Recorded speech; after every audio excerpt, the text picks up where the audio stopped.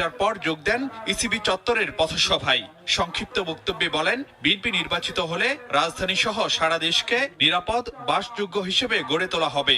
আমি যদি এবং আমার দল ইনশাআল্লাহ আপনাদের ভোটে, এই দেশের মানুষের ভোটে নির্বাচিত হলে আমরা সমগ্র দেশ সহ এই ঢাকা শহরকে একটি নিরাপদ শহরে রূপান্তরিত করতে চাই, নিরাপদ শহরে পরিণত করতে চাই।